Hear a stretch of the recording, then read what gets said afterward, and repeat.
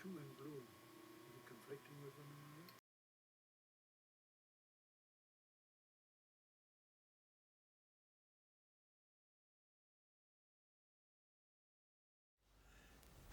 Yeah, you mean the book about being a prisoner of war? Yeah. Actually, I started the book as a prisoner. I kept two diaries. The first diary I started because we were sitting on a curbside in Boulogne, May 1940, to go and engage the enemy in battle, when a conscript sitting next to me blew off his damned thumb next to my head. That's why I'm absolutely deaf in my left ear. And I recorded the facts in my Army 64 book, AB 64 it's called, and that's where I started as my first diary. Well, when I was taken prisoner, a couple of days later, I used that Army 64 as my first diary. And the Germans actually took it off me about close to 2 years later. But they returned it to me.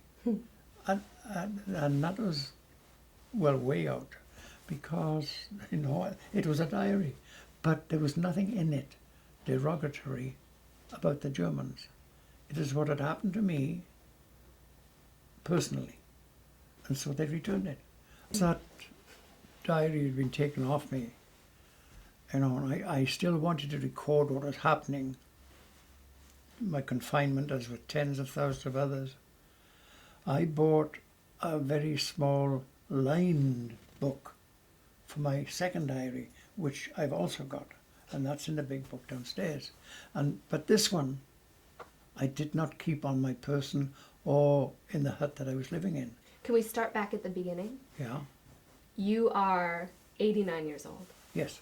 Young. 89 years young. Yeah, I'm 89. Born in 1920. Because you were underage. Oh yeah, I've just turned 17. How old were you supposed to be? 18.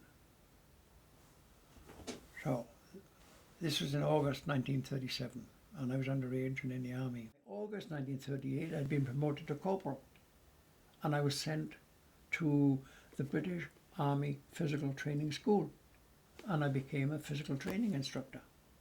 I was sent to a small arms course, and I became a small arms instructor. That's rifle, grenades, bayonet, and the machine guns. And that's all I did. I didn't do any public duties, but in the morning I would take PT, and the rest of the day, up 2 o'clock, and sometimes 12 o'clock, I gave instruction on small arms. If there was a big tour of rugby, I went with the rugby team. If there was an athletic meeting, I went with the athletic team. So I was having a hell of a time, and a good time. And I went home to see my parents at the end of 38, and it was good. In March of 39, we were, March, hurriedly put together, and we were issued with new automatic rifles, Bren gun. And we were going to go to Czechoslovakia because Mr. Hitler had started problems, and we were going. Then it was cancelled. But no sooner was it cancelled than we were put on a train and we were shot off down to Southampton. From Southampton we were put on a big boat, HMS Empress, I think it was called. Devonshire, right, troop ship Devonshire. And we landed on the Rock of Gibraltar. Well, I went to the Rock of Gibraltar and I was there 3 days, and I was sent for, and I went to the Colonel's office, and you're not going to teach firearms or physical training anymore.